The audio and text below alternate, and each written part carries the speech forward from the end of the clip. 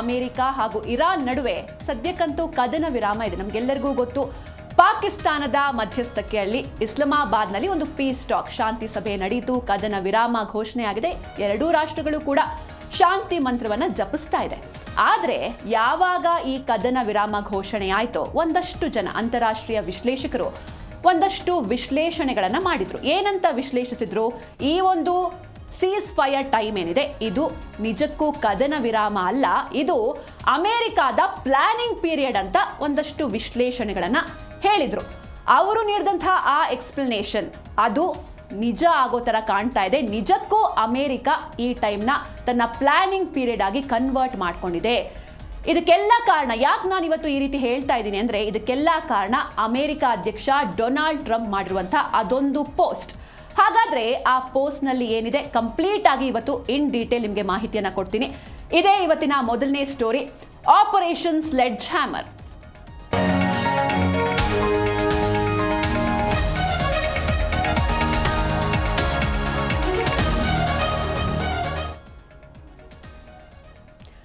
ಇನ್ನು ಅಮೆರಿಕ ಅಧ್ಯಕ್ಷ Donald Trump ಅಂತ ಅಂದ್ರೆ ಮೊದಲನೇದಾಗಿ ನಮ್ಮೆಲ್ಲರಿಗೂ ತಲೆಗೆ ಬರೋದು ಒಂದೇ ವಿಷಯ, ಅಂದ್ರೆ ಅವರ ಸ್ಟೇಟ್ಮೆಂಟ್ಸ್ಗಳು. ದಿನಕ್ಕೊಂದು ಸ್ಟೇಟ್ಮೆಂಟ್ಸ್, ಕ್ಷಣಕ್ಕೊಂದು ನಿಲುವು, ಅಥವಾ ಅವರು ಅವರ ಸ್ಟೇಟ್ಮೆಂಟ್ ಮುಖಾಂತರ ಅಥವಾ ಸೋಷಿಯಲ್ ಮೀಡಿಯಾ ಮುಖಾಂತರ, ಪೋಸ್ಟ್ಗಳ ಮುಖಾಂತರ ಯಾವ ರೀತಿ ಅವರು ಎಚ್ಚರಿಕೆಯನ್ನು ಕೊಡ್ತಾರೆ ತಮ್ಮ ಶತ್ರು ರಾಷ್ಟ್ರಗಳಿಗೆ, ಅದೇ ಫಸ್ಟ್ ತಲೆಗೆ ಬರುತ್ತೆ. ಅದೇ ರೀತಿ ಈಗ ಡೊನಾಲ್ಡ್ ಟ್ರಂಪ್ ಅವರು ಮಾಡಿರುವಂತಹ ಅದೊಂದು ಪೋಸ್ಟ್, AI ರಚಿತ ಅದೊಂದು ಪೋಸ್ಟ್ ಏನಿದೆ ಜಾಗತಿಕವಾಗಿ ಸಾಕಷ್ಟು ಆತಂಕಕ್ಕೆ ಎಡೆ ಮಾಡಿ ಕೊಡ್ತಾ ಇದೆ. ಹಾಗಾದ್ರೆ ಆ ಪೋಸ್ಟ್ ನಲ್ಲಿ ಏನಿದೆ? ಇದಕ್ಕೆ ಇರಾನ್ ಏನ್ ಸುಮ್ಮನೆ ಕೂತಿಲ್ಲ. ಅಕಸ್ಮಾತ್ ಏನಾದ್ರೂ ಅಮೆರಿಕ ಆ ಪೋಸ್ಟ್ ನಲ್ಲಿ ತಿಳಿಸಿರೋ ಹಾಗೆ, ಮೊದಲನೇದಾಗಿ ಆ ಪೋಸ್ಟ್ ನಲ್ಲಿ ಏನಿದೆ ಅಂತ ನೋಡೋದಾದ್ರೆ ಒಂದು ಮಹಾಯುದ್ಧದ ಮುನ್ಸೂಚನೆಯನ್ನ ನೀಡುವಂತಿದೆ ಆ ಅಮೆರಿಕ ಅಧ್ಯಕ್ಷರು ಮಾಡಿರುವಂತಹ AI ಜನರೇಟೆಡ್ ಪೋಸ್ಟ್ ಅದು.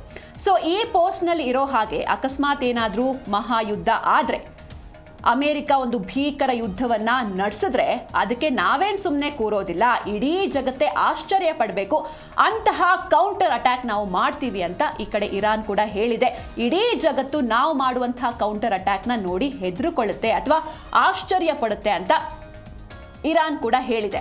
ಹಾಗಾದ್ರೆ ಆ ಪೋಸ್ಟ್ ನಲ್ಲಿ ಏನೇನಿದೆ? ಮೊದಲನೇದಾಗಿ, ಸುನಾಮಿ ಬರೋದಕ್ಕೂ ಮೊದಲು ಸಮುದ್ರ ಶಾಂತವಾಗಿರುತ್ತೆ ಅನ್ನುವಂಥ line. There is the calm before the storm ಅಂತ. ಅಂದ್ರೆ ಇಲ್ಲಿ ಸುನಾಮಿ ಅಂದ್ರೆ ಒಂದು ಮಹಾಯುದ್ಧದ ಎಚ್ಚರಿಕೆಯನ್ನ ಡೊನಾಲ್ಡ್ ಟ್ರಂಪ್ ಅವರು ನೀಡಿದ್ದಾರೆ.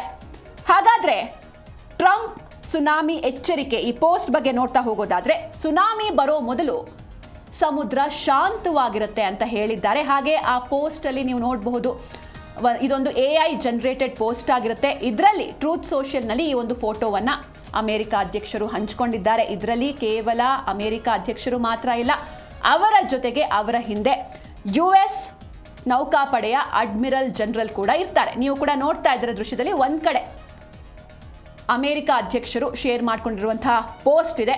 ಅಂದ್ರೆ ಒಂದು ಪ್ರಕ್ಷುಬ್ಧ ಸಮುದ್ರ, ಆ ಸಮುದ್ರದಲ್ಲಿ ಒಂದಷ್ಟು ಯುದ್ಧ ನೌಕೆಗಳು, ಹಾಗೆ ಕಾರ್ಮೋಡ, ಮಿಂಚು, ಮಳೆ ಎಲ್ಲವೂ ಕೂಡ ಇದೆ. ಹಾಗೆ ನೀವಲ್ಲಿ ಗಮನಿಸಬೇಕು, ಅಲ್ಲೊಂದು ಇರಾನ್ ಫ್ಲಾಗ್ ಇರುವಂತಹ ಒಂದು ಹಡಗು ಕೂಡ ನಿಮಗೆ ಕಾಣಿಸುತ್ತೆ ಅಮೆರಿಕ ಅಧ್ಯಕ್ಷರ ಹಿಂದೆ.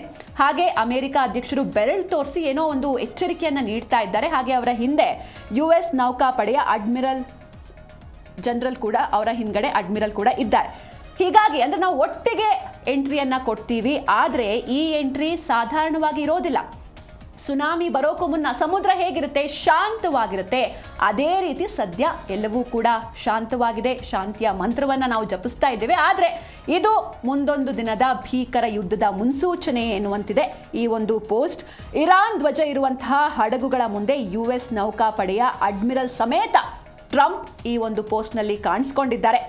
ಅಕಸ್ಮಾತ್ ಏನಾದ್ರೂ ರಾಜತಾಂತ್ರಿಕ ಮಾತುಕತೆ ವಿಫಲವಾದ್ರೆ ಮಿಲಿಟರಿ ದಾಳಿ ಗ್ಯಾರಂಟಿ ಅಂತ ಟ್ರಂಪ್ ಹೇಳ್ತಾ ಇದ್ದಾರೆ. ಹಾಗಾದ್ರೆ ಮತ್ತೊಂದು ಮಹಾಯುದ್ಧ ನಡೆಯುತ್ತಾ? ಆಲ್ರೆಡಿ ಈಗಾಗಿರುವಂತಹ ಯುದ್ಧದಿಂದ ಜಾಗತಿಕವಾಗಿ ಸಾಕಷ್ಟು ಎಫೆಕ್ಟ್ ಆಗ್ತಾ ಇದೆ. ಅದು ನಮ್ಮ ಭಾರತ ದೇಶಕ್ಕೂ ಕೂಡ ಆಗಿದೆ. ನಾವೆಲ್ಲರೂ ಅದನ್ನ ಅನುಭವಿಸ್ತಾನೆ ಇದ್ದೀವಿ, ದರ ಏರಿಕೆ ಅನ್ನುವಂಥ ಒಂದು ಎಫೆಕ್ಟ್.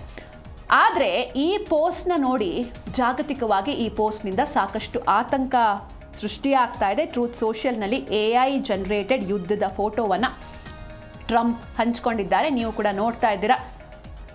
ಹಾಗೆ ಇದು ಇರಾನ್ಗೆ ಕೊಟ್ಟಿರುವಂತಹ ಎಚ್ಚರಿಕೆ. ಒಂದ್ ಕಡೆ ಶಾಂತಿ ಅಂತಲೇ ಮತ್ತೊಂದು ಯುದ್ಧದ ಮಹಾಯುದ್ಧದ ಮುನ್ಸೂಚನೆಯನ್ನ ಟ್ರಂಪ್ ಇಡೀ ಜಗತ್ತಿಗೆ ನೀಡ್ತಾ ಇದ್ದಾರೆ. ಹಂಗಾದ್ರೆ ಇರಾನ್ ಸಂಪೂರ್ಣವಾಗಿ ನಿರ್ನಾಮ ಆಗಬೇಕು ಅನ್ನೋದೇ ಟ್ರಂಪ್ ಅವರ ಗುರಿ. ಯಾವಾಗ ಯುದ್ಧ ಆರಂಭ ಆಗತ್ತೆ ಸ್ವತಃ ಟ್ರಂಪ್ ಅವ್ರಿಗೆ ಗೊತ್ತಿರ್ಲಿಕ್ಕಿಲ್ಲ ಇರಾನ್ ಇಷ್ಟರ ಮಟ್ಟಿಗೆ ಸ್ಟ್ರಾಂಗ್ ಆಗಿ ಕೌಂಟರ್ ಅಟ್ಯಾಕ್ ಮಾಡುತ್ತೆ ಅಂತ. ಬಹುಶಃ ಅವ್ರು ಅನ್ಕೊಂಡಿರ್ಬೋದು ಸ್ಟಾರ್ಟಿಂಗ್ ಅಲ್ಲೇ ಅವ್ರು ಸೋಲ್ತಾರೆ, ಮಂಡಿ ಊರ್ತಾರೆ, ಕಂಪ್ಲೀಟ್ ಆಗಿ ವಶಕ್ಕೆ ಪಡಿಬಹುದು ಅಂತ. ಆದ್ರೆ ಅದು ಆಗ್ಲಿಲ್ಲ.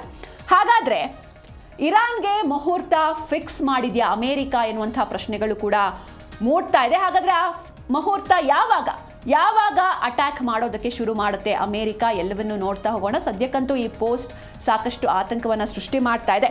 ಇರಾನ್ ಮೇಲೆ ಬೃಹತ್ ಮಿಲಿಟರಿ ದಾಳಿಗೆ ಒಂದ್ ಕಡೆ ಅಮೆರಿಕ ಹಾಗೆ ಇನ್ನೊಂದ್ ಕಡೆ ಇಸ್ರೇಲ್ ಜಂಟಿಯಾಗಿ ಸಿದ್ಧತೆಯನ್ನ ನಡೆಸ್ತಾ ಇದೆ.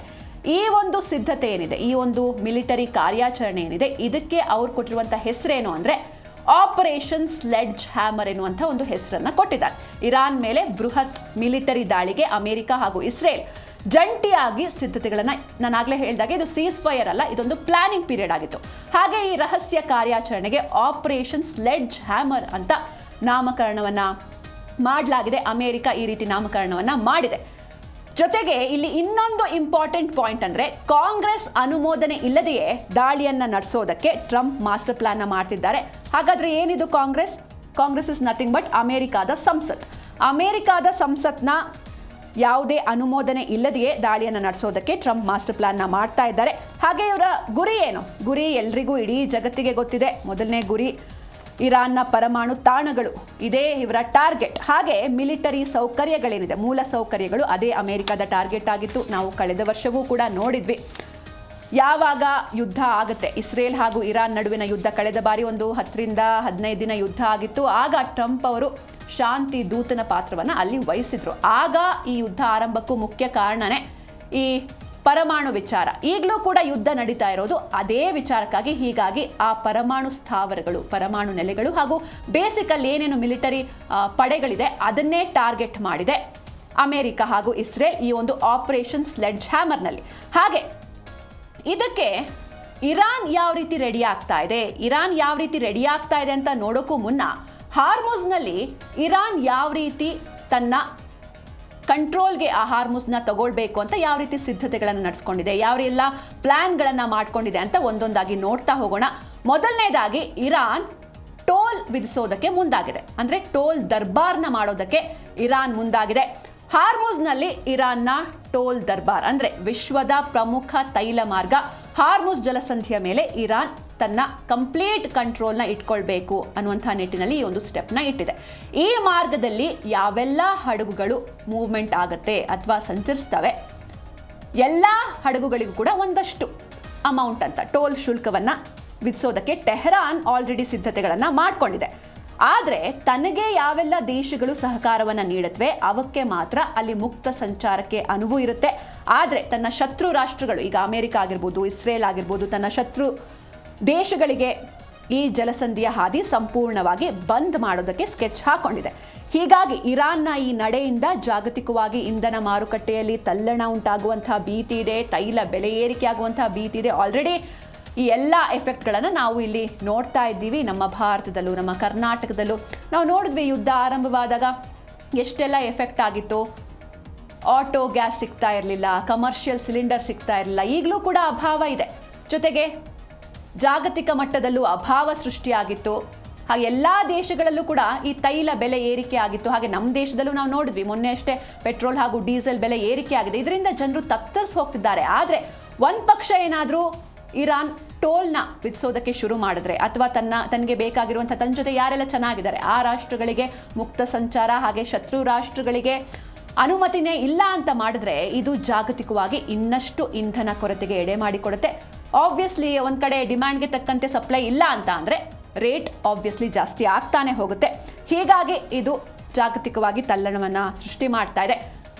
ಹಾಗೆ ಈ ಟೋಲ್ ಕಟ್ಟುವಂಥ ವಿಚಾರಕ್ಕೆ ನಾವು ಬಂದರೆ, ಇಲ್ಲಿ ಈ ಒಂದು ಹಾರ್ಮುಜ್ ಜಲಸಂಧಿ ಅಂತ ಬಂದರೆ ಈ ಟೋಲ್ ವಿಚಾರ ಮೇ ಬಿ ಇರಾನ್ನಲ್ಲಿ ಇಷ್ಟು ದಿನಗಳ ಕಾಲ ಏನು ಯುದ್ಧ ನಡೆದಿದೆ ಆ ಯುದ್ಧದಿಂದ ಇರಾನ್ ಸಾಕಷ್ಟು ಆರ್ಥಿಕವಾಗಿ ಕುಗ್ಗಿ ಹೋಗಿದೆ.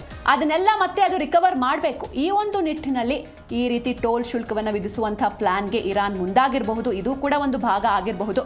ಹಾಗೆ ಮತ್ತೊಂದು ಕಡೆ ಈ ಟೋಲ್ ಶುಲ್ಕ ವಿಚಾರವಾಗಿ ಅಥವಾ ಟೋಲ್ನ ವಿಧಿಸೋ ವಿಚಾರವಾಗಿ ಇರಾನ್ ಈ ಒಂದು ಯೋಚನೆಯನ್ನು ಮಾಡಿಕೊಂಡು ಇಡೀ ಹಾರ್ಮುಸ್ನ ಕಂಟ್ರೋಲ್ಗೆ ತಗೊಳ್ಳೋಣ ಅಂತ ಅಂದ್ಕೊಂಡಿದೆ. ಆದರೆ ಮತ್ತೊಂದು ಕಡೆ ಅಮೆರಿಕ ಏನು ಮಾಡ್ತಾ ಇದೆ, ಇರಾನ್ನ ಬೆನ್ನೆಲುಬು ಮುರಿಯೋದಕ್ಕೆ ಅಮೆರಿಕ ಪ್ಲ್ಯಾನ್ ಮಾಡ್ತಾ ಇದೆ. ಯಾವ ರೀತಿ? ನಾವಾಗಲೇ ಹೇಳಿದೆ, ಈ ಯುದ್ಧ ಆರಂಭವಾದಾಗ ಹತ್ತಿರ 40 ದಿನಗಳ ಯುದ್ಧದಲ್ಲಿ ಕಂಪ್ಲೀಟ್ ಆಗಿ ಇರಾನ್ನ ಆರ್ಥಿಕತೆ ಕುಗ್ಗಿ ಹೋಗಿತ್ತು. ಸೊ ಹೀಗಾಗಿ ಮತ್ತಷ್ಟು ಅದು ಕುಗ್ಗಿ ಹೋಗಬೇಕು. ಇರಾನ್ಗೆ ಆರ್ಥಿಕವಾಗಿ ಬಲಾನೇ ಇರಬಾರ್ದು. ಆರ್ಥಿಕತೆ ಇಲ್ಲ ಅಂತಂದರೆ ಅವ್ರು ಮತ್ತೆ ಯುದ್ಧ ಮಾಡೋದಕ್ಕೆ ಬರೋದೇ ಇಲ್ಲ, ಮಂಡಿ ಉರ್ತಾರೆ, ಸಾಕು ಈ ಯುದ್ಧ ಅಂತ. ಹೀಗಾಗಿ ಆರ್ಥಿಕವಾಗಿ ಇರಾನ್ನ ಬೆನ್ನೆಲುಬು ಮುರಿಯೋದಕ್ಕೆ ಅಮೆರಿಕ ಒಂದಷ್ಟು ಪ್ಲ್ಯಾನ್ಗಳನ್ನು ಮಾಡ್ಕೊಳ್ತಾ ಇದೆ. ಏನೇನು ಪ್ಲ್ಯಾನ್ಗಳು ಅಂತ ಒಂದೊಂದಾಗಿ ನೋಡ್ತಾ ಹೋಗೋದಾದರೆ, ಮೊದಲನೇದಾಗಿ ಏನೆಲ್ಲ ಎಫೆಕ್ಟ್ ಆಗಿದೆ ಈ ಯುದ್ಧದಿಂದ ಅಥವಾ ಈ ಹಾರ್ಮುಜ್ ಜಲಸಂಧಿಯಲ್ಲಿ ಅಮೆರಿಕ ನೌಕಾ ದಿಗ್ಬಂಧನದಿಂದ ಅಲ್ಲೊಂದಿಷ್ಟು ಅಮೆರಿಕ ನೌಕಾಪಡೆಗಳು ದಿಗ್ಬಂಧನ ಹಾಕಿದೆ. ಅದನ್ನು ಮೀರಿ ಇರಾನ್ ಹಡಗುಗಳು ಅಥವಾ ಏನು ಪಾಸ್ ಆಗೋ ಹಾಗಿಲ್ಲ.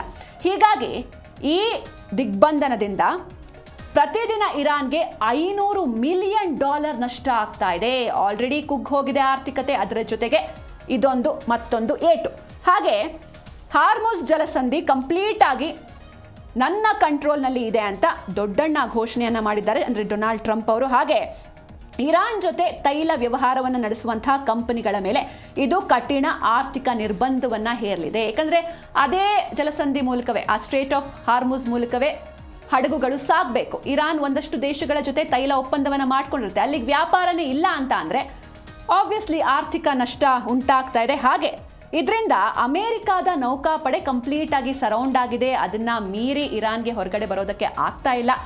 ಕಂಪ್ಲೀಟ್ ಆಗಿ ಹೆಲ್ಪ್ಲೆಸ್ ಆಯ್ತಾ ಇರಾನ್ ಎನ್ನುವಂಥ ಪ್ರಶ್ನೆಗಳು ಕೂಡ ಮೂಡ್ತಾ ಇದೆ. ಆರ್ಥಿಕವಾಗಿ ದಿವಾಳಿ ಮಾಡುವ ಮೂಲಕ ಇರಾನ್ ಅನ್ನು ಕಂಪ್ಲೀಟ್ ಆಗಿ ಮಣಿಸೋದಕ್ಕೆ ಅಮೆರಿಕ ರಣತಂತ್ರವನ್ನೇ ಹಾಕ್ತಾ ಇದೆ. ಹಾಗೆ ಇರಾನ್ನ ಆದಾಯದ ಮೂಲವಾದ ತೈಲ ಮಾರಾಟಕ್ಕೆ ಬ್ರೇಕ್ ಹಾಕುವಲ್ಲಿ ದೊಡ್ಡಣ್ಣ ಸದ್ಯಕ್ಕಂತೂ ಸಕ್ಸಸ್ ಆಗಿದ್ದಾರೆ.